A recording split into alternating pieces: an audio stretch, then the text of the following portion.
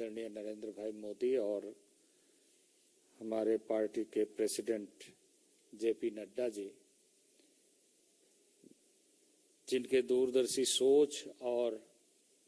भविष्य का भारत गढ़ने के लिए लगातार नए अध्याय के साथ, नए ऐतिहासिक फैसलों के साथ आगे बढ़ रहा है। और इसी कड़ी में हम सब के लिए सौभाग्य है कि भारत के राष्ट्रपति के रूप में एक आदिवासी महिला राष्ट्रपति के पद को सुशोभित करने जा रही है। और इसके लिए मैं माननीय प्रधानमंत्री जी को और राष्ट्रीय अध्यक्ष जी को और एनडीए के सभी ऐसे सहयोगियों को आभार व्यक्त करता हूं। मैं इस अवसर पर निश्चित रूप से इस बात को दोहराते हुए कि आज़ादी के लंबे कालखंड के बाद भारत और भारत का जनजाति समाज नए अवसरों के साथ आगे बढ़ रहा है। और खासकर यदि हम आज़ादी का अमृत महोत्सव का यह इस वर्ष को देखें तो हम सब के लिए बहुत महत्वपूर्ण है, पूरे देशवासी के लिए महत्वपूर्ण है और जनजाति समाज के लिए ऐतिहासिक लक्ष्य और उपलब्धियों को प्राप्त करने का एक नई यात्रा प्रारंभ हुई है। जहां एक तरफ आज हम सब देख रहे हैं कि एक आदिवासी महिला राष्ट्रपति पद पर आसीन हो रही हैं, वहीं यदि आदरणीय प्रधानमंत्री जी के पिछले 8 वर्षों में लगातार 2014 के बाद आज 2022 तक के सारे कार्यों को और खासकर जनजातीय परिप्रेक्ष्य में देखें तो न केवल विकासात्मक कार्यक्रमों के माध्यम से बल्कि इस बात को बहुत ज़्यादा बल देता है और बहुत अधिक सब जनजाति समाज को उत्साहित करता है कि विकासात्मक कार्यक्रम के साथ साथ जनजाति समाज जो आत्म स्वाभिमान के साथ, आदि संस्कृति के साथ, परंपराओं के साथ लगातार जिया है, उस आत्मीय सम्मान और स्वाभिमान को बढ़ाने का जितने भी ऐसे फैसले हो सकते हैं माननीय प्रधानमंत्री के नेतृत्व में हुआ है। आप सबको मैं बताना चाहता हूं कि भारत के स्वतंत्रता संग्राम में अपनी आहुति देने वाले, जिन्हें आदिवासी समाज भगवान बिरसा मुंडा के नाम से जानते हैं, उनके जन्म दिवस को जनजाति गौरव दिवस के रूप में मनाने का निर्णय आदरणीय नरेंद्र भाई मोदी के नेतृत्व में भारत सरकार ने घोषणा किया है। और प्रत्येक वर्ष इस दिवस को हम जनजाति गौरव दिवस के रूप में मनाएंगे। जनजाति स्वतंत्रता सेनानियों के वीरतापूर्ण कार्यों का स्मरण करते हुए देश भर में ऐसे महत्वपूर्ण संग्रहालय, जनजातीय स्वतंत्रता सेनानी संग्रहालय, जिसमें 10 पर कार्य चल रहा है, उसमें कई स्वतंत्रता सेनानी संग्रहालय पूरे किए जा चुके हैं। और 15 नवंबर को रांची का प्रथम संग्रहालय का उद्घाटन माननीय प्रधानमंत्री जी ने किया है। तो इस सरकार ने 2014 के बाद जहां इस तरह के फैसलों के माध्यम से स्वाभिमान को जगाते हुए लोगों तक विकासात्मक कार्यक्रमों को कैसे पहुंचाया जाए, उसमें खासकर शिक्षा में, स्वास्थ्य में, रोजगार उन्मुखी कार्यक्रमों में और साथ ही साथ संवैधानिक प्रावधानों के आधार पर ऐसे बनाए गए कानूनों को, चाहे वो अनुसूचित क्षेत्र के प्रशासन से संबंधित पंचायतों या फिर वनाधिकार अधिनियम के माध्यम से वन क्षेत्रों में रहने वाले आदिवासी समाज को, उन तक किस तरीके से वो सारी चीजें पहुंचे, ये सुनिश्चित किया है। मैं आपको बताना चाहता हूं कि मोदी सरकार ने वित्तीय वर्ष 2022-23 में जनजाति मंत्रालय को, वैसे हमारा मंत्रालय कई मंत्रालयों के साथ कार्य करता है और इसको यदि हम कुल रूप से देखें तो इस वित्तीय वर्ष में 81,000 करोड़ से अधिक जनजाति क्षेत्रों में, जनजाति वर्गों में विकासात्मक कार्यों के लिए प्रावधान किए गए हैं और इसके साथ साथ ही जनजातीय मंत्रालय का बजट 8,491.92 करोड़ रुपए निर्धारित किए गए हैं और उस पर कार्य चल रहा है। वह पिछले वर्ष की तुलना में लगभग 12.32% अधिक है। मैं इस अवसर पर यह निश्चित रूप से दोहराना चाहूँगा और कहूँगा कि पिछले कई वर्षों में, यानी आज़ादी के लंबे कालखंड में, अधिकतर समय कांग्रेस ने इस देश का नेतृत्व किया, लेकिन कांग्रेस की सरकारों ने जनजातीय क्षेत्रों के विकासात्मक कार्यक्रमों को एक औपचारिकता पूरा करने के दृष्टि से लगातार बजटीय उपबंध या उसी दृष्टि से कार्य करने का प्रयास किया। कई बार आदिवासियों के संबंध में इस देश में चर्चा हुई, लेकिन कांग्रेस के शासनकाल में उन चर्चा का कोई निष्कर्ष जमीनी स्तर पर नहीं दिखा और इसलिए इस समय माननीय प्रधानमंत्री जी के नेतृत्व में राष्ट्रीय जनजातीय कल्याण कार्यक्रम के तहत विभिन्न ऐसे विशेष कार्यक्रम प्रारंभ किए गए हैं और लगभग 91 मॉडल स्कूल में ही शिक्षा के क्षेत्र में आगामी 5 साल में जो हमारे आधारभूत संरचना के लिए प्रावधान किया गया है वो 29,000 करोड़ से अधिक है। यदि हम 2004 से 2014 के कालखंड को देखें तो वह देश में जनजातीय समाज के लिए 90 स्कूल खोले गए थे, लेकिन 2014 से 2022 के कालखंड को देखें तो 514 एकलव्य मॉडल रेसिडेंशियल स्कूल स्वीकृत किए गए हैं। इनमें से 84 विद्यालय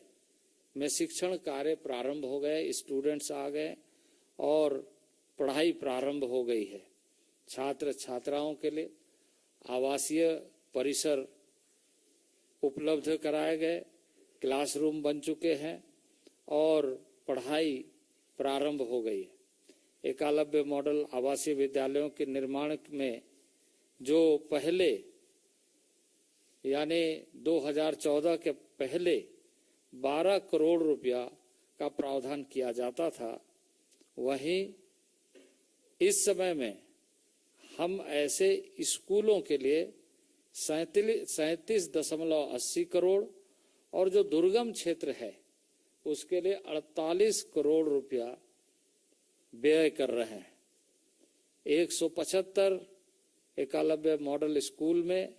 इलेक्ट्रॉनिक्स और आईटी मंत्रालय के साथ मिल करके स्मार्ट कक्षाओं की स्थापना की जा रही है। छात्रवृत्ति की स्कॉलरशिप की यदि हम बात करें 2013-14 में 978 करोड़ था, यानी 2014 के बीच में बाद में यदि हम आंकड़ों को देखें तो जहां हमने पूरे स्टूडेंट्स का डिजिटाइजेशन किया, डीबीटी मॉडल में लेकर के आए और अभी लगभग 2500 करोड़ से अधिक राशि हम इसके लिए व्यय कर रहे हैं, इसके लिए आवंटित किया है। अनुसूचित जनजातियों के कल्याण के लिए जो हमारा कार्यक्रम है, जैसे मैंने आपको पहले कहा कि कुल मिलाकर के जो कई मंत्रालयों के साथ हम काम कर रहे हैं उसमें हमारा पहले का यदि बजट प्रोविजन को देखें तो वह 20-21 हजार करोड़ होता था और आज के हमारे मंत्रालय के बजट प्रावधान के साथ यदि हम उसे देखें तो जैसे मैंने कहा कि 87 हजार करोड़ से अधिक, यानी 80 हजार करोड़ से अधिक अन्य विभागों के माध्यम से और हमारे विभाग के माध्यम से, हमारे मंत्रालय के माध्यम से 8,000 करोड़ व्यय किया जा रहा है। केंद्रीय मंत्रालयों के विभागों के साथ समन्वय और कन्वर्जेंस के साथ इन सारे योजनाओं को पूरा करने का एक निर्णय हम सब ने लिया है। प्रधानमंत्री नरेंद्र भाई मोदी लगातार इस बात को ध्यान में रखते हुए कि जनजातीय समाज दुरूह क्षेत्र में रहता है, यानी जंगलों के बीच में, और उनके जो रहने के जो क्षेत्र है वहां आवागमन की बहुत स्थिति लंबे कालखंड तक एक गैप के रूप में दिखी है। उसके लिए विशेष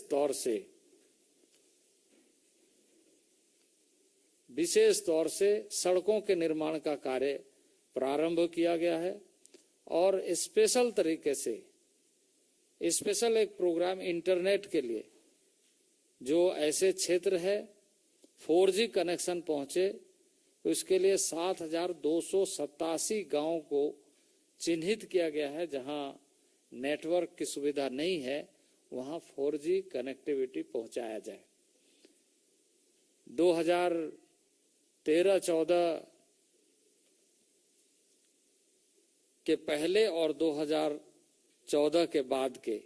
इन सारे चीजों को यदि हम मूल्यांकन करें तो खास तौर से एजुकेशन में, शिक्षा में एक व्यापक दृष्टिकोण और भविष्य में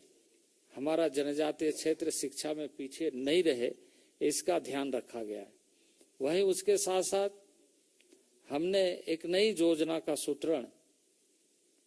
इन 8 वर्षों के कालखंड में नए तरीके से प्रारंभ किया, जिसका नाम हमने आदि आदर्श ग्राम योजना रखा है। इसके तहत हमने 36,000 गांवों को सिलेक्ट किया है। 36,000 गांव जहां गैप्स बहुत अधिक है, सुविधाओं का अभाव है।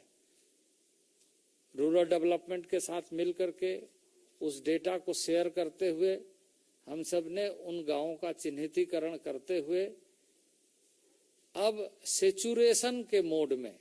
कैसे सेचुरेट हो गांव की, उन सारी योजनाओं का लाभ उस गांव को पूर्ण रूप से मिले, ये सुनिश्चित करने के दृष्टि से आदि आदर्श ग्राम योजना और उस योजना के साथ सभी विभागों का कन्वर्जेंस कैसे हो। जितने भी 41 ऐसे मंत्रालय हैं जो डेवलपमेंट से रिलेटेड, इंफ्रास्ट्रक्चर से रिलेटेड और एम्प्लॉयमेंट से रिलेटेड सारे कार्यों को करता है। उसमें से 12 मंत्रालय को हम लोगों ने विशेष तौर से चिन्हित करते हुए यह सुनिश्चित किया है कि आदि आदर्श ग्राम योजना के माध्यम से उन सारी योजनाओं का लाभ जनजाति समाज को उस गांव में संपूर्ण रूप से मिले। और यह योजना बहुत ही महत्वाकांक्षी योजना है। खास तौर से माननीय प्रधानमंत्री जी ने इस पर रुचि लेते हुए कि हम किसी भी गांव को टेकअप करें तो सैचुरेट मोड में करें। उस गांव में एम्प्लॉयमेंट जनरेशन की क्या संभावना है, रोजगार की क्या संभावना है, स्किल डेवलपमेंट की क्या संभावना है, सिंचाई की संभावना क्या है, एग्रीकल्चर की क्या संभावना है, और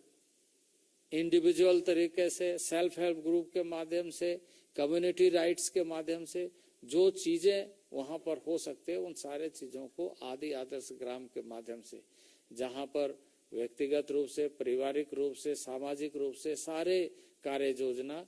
हो। और उसको हमने पंचायती राज के साथ मिल करके यह सुनिश्चित किया है कि खास तौर से जो एक बड़ा क्षेत्र है जिसे अनुसूचित क्षेत्र के रूप में, उन क्षेत्रों में जो पंचायती राज व्यवस्था है, जो पेशा एक्ट है, उसको हम ज्यादा से ज्यादा सशक्त बनाए और उसका ऑनरशिप सुनिश्चित करें। तो ये जो हमारा कन्वर्जेंस प्रोग्राम है, ये जो हमारा आदि आदर्श ग्राम योजना है, ये जब योजना गतिशील होकर के पूरा होगा तो गांव अपने आप में समृद्ध कैसे बने, ये गांव वाले खुद सुनिश्चित करते हुए अपने गांव को आदि आदर्श ग्राम बनाएंगे। और आदि आदर्श ग्राम के माध्यम से एक नया आधारभूत संरचना के साथ साथ रोजगार का केंद्र बनेगा। आप सबको याद है कि माननीय प्रधानमंत्री हमेशा बंधन योजना की बात कई अवसरों पर करते रहे हैं, और इस समय देश में हम लोगों ने क्लस्टर के माध्यम से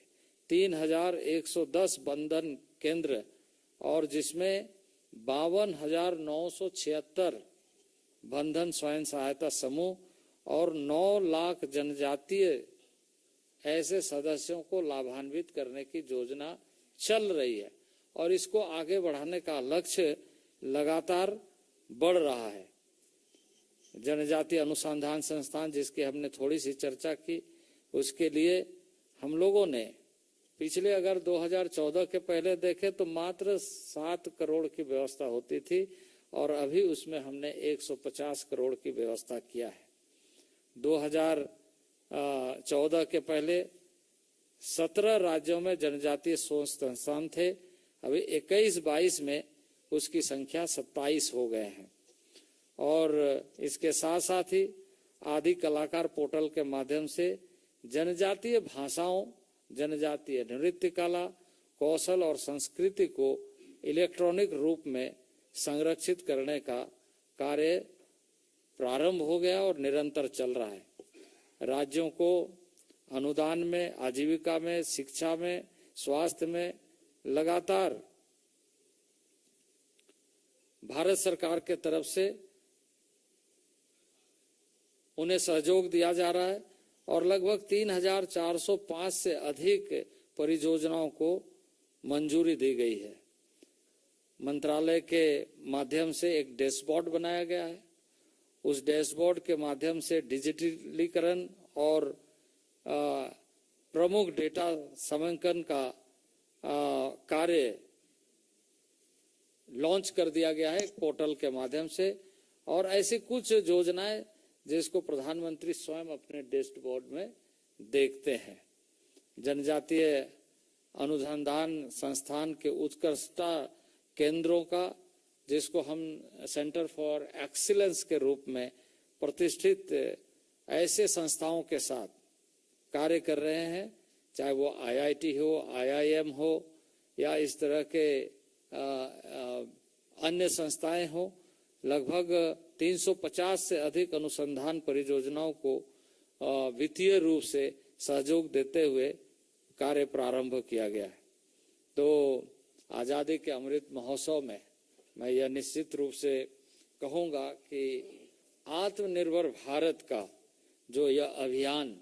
माननीय प्रधानमंत्री ने देशवासियों को आह्वान किया है, उसी कड़ी में लगातार हम जनजातीय क्षेत्रों में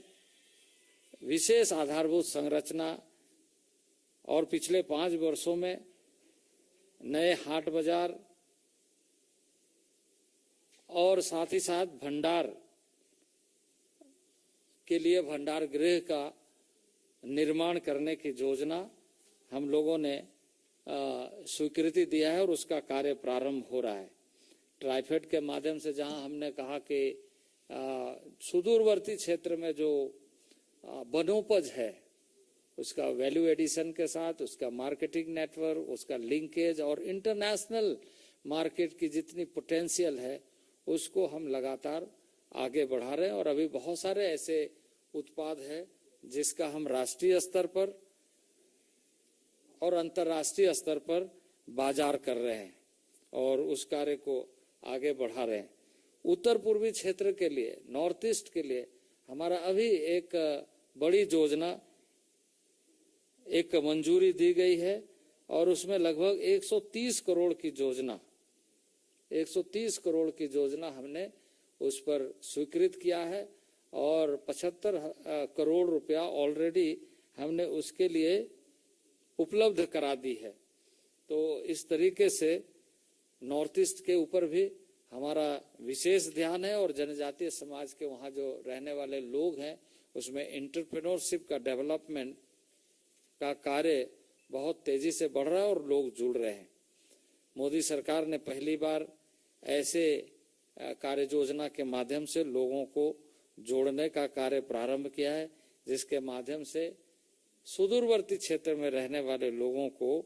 एक अच्छी सुविधाओं के साथ भी, रोजगार के साथ भी और आत्म स्वाभिमान के साथ भी बढ़ने का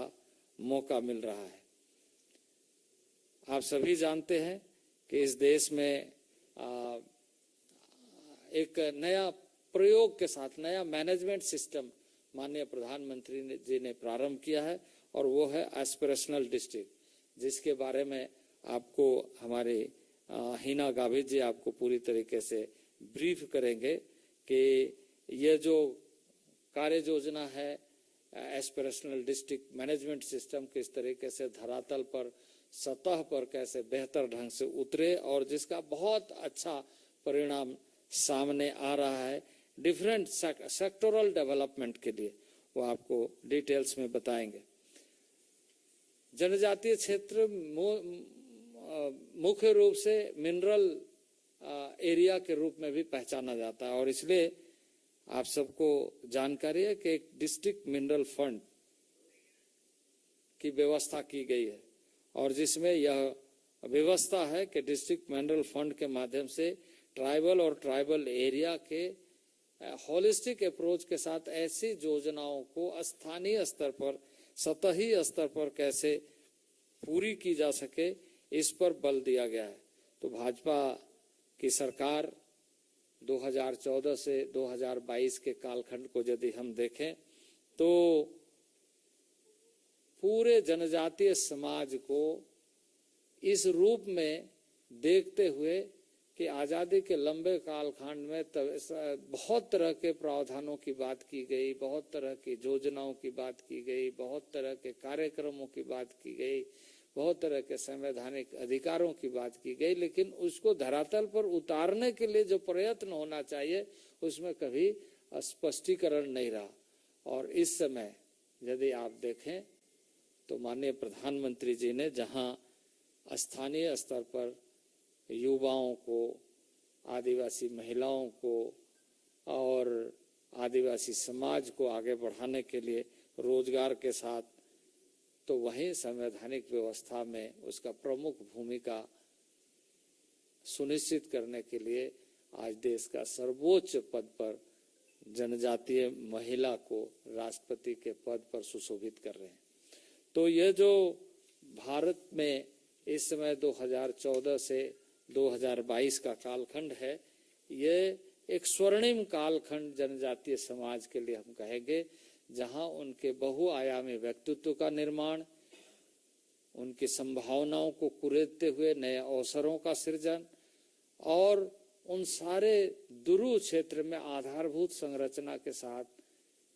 स्वाभिमानी जनजाति समाज को उनके अपने स्थानों पर बेहतर तरीके से अवसर मिले, ये उपलब्ध कराने का जो एक बड़ी सोच के साथ, बड़ी उद्देश्य के साथ काम आगे बढ़ रहा है। मैं बाकी आपके जो प्रश्न होंगे, यदि कोई प्रश्न हो तो उस समय में फिर हम लोग चर्चा करेंगे। अभी मैं कहूँगा कि हमारे जो जनजाति मोर्चा के राष्ट्रीय अध्यक्ष हैं समीर उरांव जी थोड़ा आपको ब्रीफ करें, उसके बाद हिना गावित जी आपको ब्रीफ करेंगे और उसके बाद आपके कोई क्वेश्चन होगा तो मैं आपको उत्तर दूंगा। पत्रकार वार्ता में हमारे केंद्रीय मंत्री आदरणीय अर्जुन मुंडा जी, पत्रकार वार्ता में हमारे केंद्रीय मंत्री आदरणीय अर्जुन मुंडा जी, हमारे पार्टी के प्रवक्ता आदरणीय प्रेम शुक्ला जी और सांसद आदरणीय हिना गावित जी और सामने में बैठे विभिन्न पत्र पत्रिका, electronic media, print media, social media से आए हमारे संवाददाता मित्रों, सबसे पहले तो आज एक ऐतिहासिक क्षण है। आजाद भारत में पहली बार ऐसा निर्णय और निर्णय से निर्वाचित हुए हमारे देश के जनजाति समुदाय की बेटी आदरणीय हमारे द्रौपदी मुर्मू जी जो देश के सर्वोच्च स्थान पर पदस्थापित हुए हैं, इसके लिए मैं आदरणीय नरेंद्र भाई मोदी जी को, एनडीए के नेता को, हमारे पार्टी के राष्ट्रीय अध्यक्ष जी को और आप तमाम सबको आपके माध्यम से देशवासियों को मैं शुभकामना और बधाई देता हूं। निश्चित रूप से जो जनजातीय कार्य जो देश के जनजाति समुदाय के लिए जो किए जा रहे हैं, इन सारे बातों को हमारे आदरणीय अर्जुन मुंडा जी ने एक एक बातों को बताने का काम किया। लेकिन मैं बताना चाहता हूं कि आजाद भारत में पहली बार इस देश के अंदर जनजाति समाज समुदाय के लिए बहुत ऐसे रचनात्मक कार्य किए जा रहे हैं जो कि आजादी के बाद उपेक्षित पड़ा था। निश्चित रूप से मैं कहना चाहूंगा कि ये जो आजादी के अमृत महोत्सव का वर्ष चल रहा है, देश एक तरफ आजादी का अमृत महोत्सव मना रहा है, वैसे समय में इतने दिनों तक इस देश के अंदर क्या होना चाहिए इसके लिए पिछले दिनों में लोग विचार नहीं किया। लेकिन हमारे देश के यशस्वी प्रधानमंत्री आदरणीय नरेंद्र भाई मोदी जी ने 2014 के बाद लगातार जनजातियों के सम्मान के लिए, और यही नहीं, जो जनजाति जो चाहे स्वतंत्रता सेनानी हो या तो स्वतंत्रता के पहले चाहे मुगलों के समय में हो, उस समय में भी जिस प्रकार से जनजातीय वीर और वीरांगनाएं जो देश के लिए जो अपने कई प्रकार के जो कार्य करते हुए समर्पित हुए हैं, ऐसे लोगों का सम्मान कैसे हो, इस दृष्टि से आप देखे होंगे कि रानी दुर्गावती जी जिस प्रकार से आज से 400 साल पहले जो मुगलों के साथ किस प्रकार से जो है अपने धर्म संस्कृति और अपने इस भारतीयता राष्ट्रीय भाव के आधार पर उन्होंने वहां युद्ध किया। हमारे जो है राजस्थान के अंदर पुंजा भील किस प्रकार से जो है हमारे राणा प्रताप जी के साथ मुगलों के साथ लड़ाई लड़ा, ऐसे सारे हमारे जो यहाँ के वीर महापुरुष इस देश के अंदर में रहे हैं। आजादी के लड़ाई में भगवान बिरसा मुंडा, तिलका मांझी, चांद भैरव, जादो नाग, रानी मां गाइडेल्यू, तलक्कल चंदू, ऐसे भीमा नायक, ऐसे कितने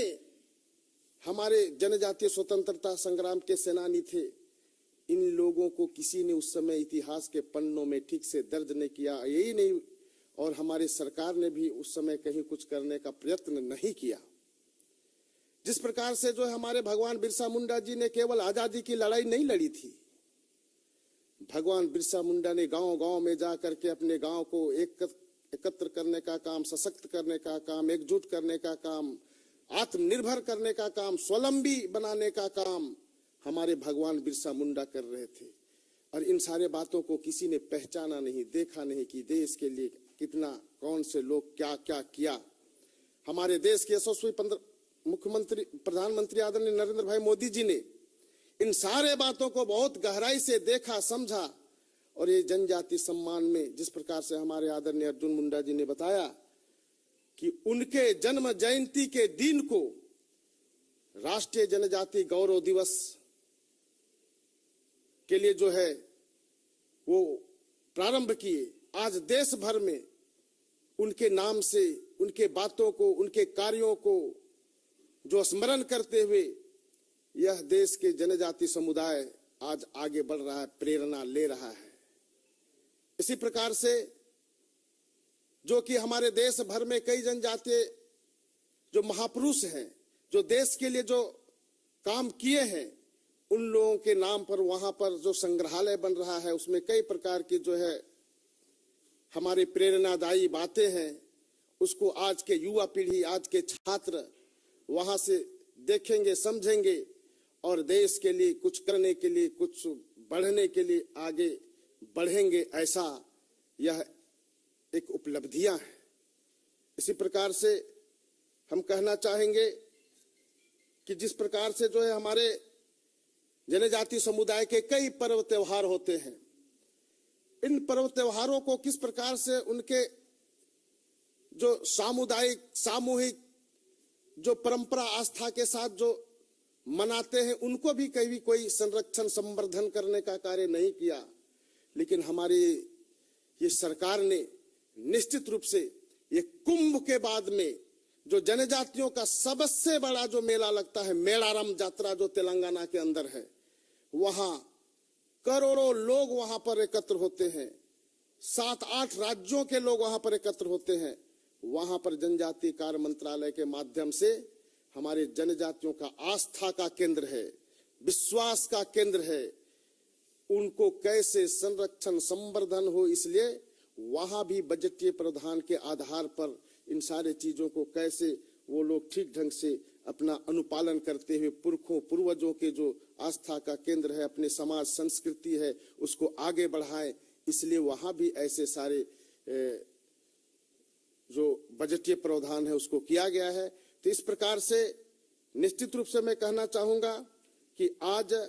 जो आजादी के अमृत महोत्सव को मनाने के लिए हम बता सकते हैं, कह सकते हैं, और आने वाले दिनों में जब 25 वर्ष और यानी 100 वर्ष हो जाएगा आजादी का, उस समय जनजाति समुदाय अपने आप में दिखेगा, अपने आप में जो है अपनी संस्कृति, आस्था, परंपरा, विश्वास को ये भारतीयता के साथ जोड़ करके आगे जाएगा कि अपनी अलग पहचान उनकी भारतीयता की दिखेगी। ऐसा सारा कार्य हमारे देश के यशस्वी प्रधानमंत्री जी ने प्रारंभ किया है। निश्चित रूप से हम कहना चाहेंगे कि आज बहुत सारे अचीवमेंट हैं और इस अचीवमेंट के आधार पर मैं कह सकता हूं कि यह भारत जो बदल रहा है, बढ़ रहा है, एक भारत श्रेष्ठ भारत की ओर जो चल रहा है, अपने प्रधानमंत्री जी का यह यात्रा है, इसमें हमारा जनजाति समुदाय भी कदम से कदम मिला करके आगे बढ़ेगा, ऐसा दिखाई दे रहा है, ऐसा मेरा मानना है। धन्यवाद। हिना गावित जी।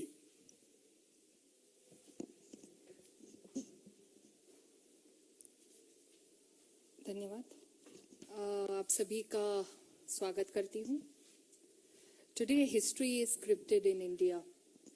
आज सर्वोच्च संवैधानिक पद, जो कि देश के राष्ट्रपति पद पर पहली बार एक आदिवासी महिला विराजमान हुई है, और मैं समस्त आदिवासी समाज की ओर से हमारे प्रधानमंत्री श्री नरेंद्र मोदी जी, भारतीय जनता पार्टी के राष्ट्रीय अध्यक्ष आदरणीय जेपी नड्डा जी, एनडीए के सभी नेताओं का मैं आभार व्यक्त करती हूँ, धन्यवाद देती हूँ। प्रधानमंत्री जी ने 2014 में जब पहली बार उन्होंने प्रधानमंत्री की शपथ ली, तो पहला वाक्य जो उन्होंने कहा था कि मेरी सरकार गरीब, शोषित, वंचित, पीड़ित, आदिवासी, दलितों के लिए समर्पित है। और ये केवल उन्होंने कहा ही नहीं, तो उनके हर एक योजना में, हर एक कार्य में उन्होंने वो बताया भी है। आज जो गरीब कल्याण योजनाएं देश में चल रही है, प्रधानमंत्री आवास योजना हो, हर घर नल से जल हो, सौभाग्य योजना हो, आयुष्मान भारत हो, उज्ज्वला हो, जितने भी गरीब कल्याण योजनाएं हैं, इसमें ज्यादातर गरीब, आदिवासी, दलित, पिछड़े लोगों का समावेश है। और ये बिल्कुल टारगेट ओरिएंटेड फॉर्म में ये सारी योजनाओं का कार्य ये शुरू है। प्रधानमंत्री आवास योजना जैसे 2022 तक पहली लिस्ट पूरी हुई, उसके बाद जो बचे हुए लोग थे उनके लिए दूसरी लिस्ट बनाई गई। तो हर एक स्कीम के अंतर्गत आदिवासी आखिरी व्यक्ति तक पहुंचना, दलित आखिरी व्यक्ति तक पहुंचना, गरीब, पिछड़े व्यक्ति तक ये सारी योजनाएं सही मायने में पहुंचाने का काम ये प्रधानमंत्री जी के नेतृत्व वाली सरकार कर रही है। आज ये जो इतिहास देश में रचा गया है, हमारी आदिवासी महिला आज देश के इतने बड़े पद तक पहुंची है। अनेक राजनीतिक पक्ष हो गए, बड़ी बड़ी बातें की, लेकिन सही मायने में आदिवासी समाज को न्याय देने का काम ये प्रधानमंत्री जी ने आज किया है। हमारे देश में जो पिछड़े हुए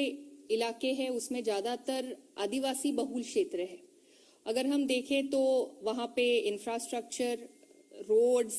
हेल्थ, एजुकेशन, ये अगर हम पूरे देश के डिस्ट्रिक्ट वाइज डेटा देखें तो आप सभी को ये ध्यान में आएगा कि जहां पे ट्राइबल एरियाज है वहां पे लिटरेसी रेट कम है, वहां पे हेल्थ के इश्यूज है जैसे sickle cell anaemia, malnutrition, maternal mortality, इस तरह के जो इश्यूज है ये पर्टिकुलरली ट्राइबल एरियाज में ज्यादा है। और ये सभी इश्यूज को एक साथ एड्रेस करने के लिए प्रधानमंत्री जी ने एस्पिरेशनल डिस्ट्रिक्ट प्रोग्राम शुरू किया 2018 में। और ये जो एस्पिरेशनल डिस्ट्रिक्ट प्रोग्राम है इसमें मेन 5 एरियाज पे फोकस है: health and nutrition, education, agriculture, basic infrastructure and financial inclusion. ये योजना एस्पिरेशनल डिस्ट्रिक्ट की बनने के बाद इसका रेगुलर एक फॉलोअप का कार्य शुरू है। नीति आयोग इसको रेगुलर मॉनिटरिंग कर रही है। और इतना ही नहीं तो हर एक सेक्टर में अलग अलग इंडिकेटर्स को किस तरह से इम्प्रूव किया जाए, इसलिए बहुत ही ज्यादा मेहनत हमारा सरकार और पूरी सिस्टम एस्पिरेशनल डिस्ट्रिक्ट्स पे कर रही है। इसका अगर हम रिजल्ट देखें तो हमारे जो पिछले जब से एस्पिरेशनल डिस्ट्रिक्ट प्रोग्राम बना है और आज तक ये जो इंडिकेटर्स है इसमें जिस तरह से इम्प्रूवमेंट हुई है, इसके आंकड़े पहले तो बिलो नेशनल एवरेज हुआ करता था, आज ये अबाव नेशनल एवरेज कई डिस्ट्रिक्ट्स में हमको आंकड़े देखने को मिल रही है। तो इससे एक चीज तो निश्चित रूप से पता चलता है कि आदिवासी क्षेत्रों में सही मायने में टारगेटेड डेवलपमेंट का काम प्रधानमंत्री मोदी जी के नेतृत्व में सरकार कर रही है। आज अभी हमारे आदिवासी विभाग के मंत्री आदरणीय मुंडा जी ने उनके विभाग के अंतर्गत जो योजनाएं चल रही है उसके बारे में उन्होंने डिटेल में बताया। उसमें और एक चीज मैं जोड़ना चाहूंगी, सर के विभाग आपके माध्यम से स्वास्थ्य पोर्टल बनाया गया है। आज तक देश में ट्राइबल एरियाज में जो माल न्यूट्रिशन, सिकल सेल एनीमिया या बाकी हेल्थ रिलेटेड जो इश्यूज थे, इसको टारगेटेड उसके ऊपर आज तक देश में कोई ऐसा आंकड़े आइडेंटिफाई करने के लिए कोई व्यवस्था नहीं थी। आज स्वास्थ्य पोर्टल के माध्यम से ट्राइबल और नॉन ट्राइबल एरियाज में हेल्थ के किस तरह से प्रॉब्लम्स है और वो किस तरह से इम्प्रूवमेंट हो रही है, वो सारा स्वास्थ्य पोर्टल के माध्यम से हमें देखने को मिल रहा है। इसी के साथ साथ हमारे जो ट्राइबल एरियाज में माइनर फॉरेस्ट प्रोड्यूस है, इसको पहली बार मिनिमम सपोर्ट प्राइस देने का काम भी इसी सरकार ने किया। 23 प्रोडक्ट्स माइनर फॉरेस्ट प्रोड्यूस के अभी एमएसपी के लिस्ट में जोड़े गए हैं। तो कुल मिलाके मैं यही कहना चाहूंगी कि आदिवासी समाज आज बहुत ही गौरवान्वित महसूस कर रहा है और आदिवासी क्षेत्रों में जो कई सालों से बेसिक इंफ्रास्ट्रक्चर या कई सारी ऐसी योजनाएं थी जो नहीं पहुंच पा रही थी, आज सही मायने में वो योजनाएं वहां तक पहुंच रही है और आदिवासी समुदाय को न्याय देने का काम यहाँ हो रहा है। बहुत बहुत धन्यवाद। आप लोगों को प्रश्न हो तो पूछ सकते हैं।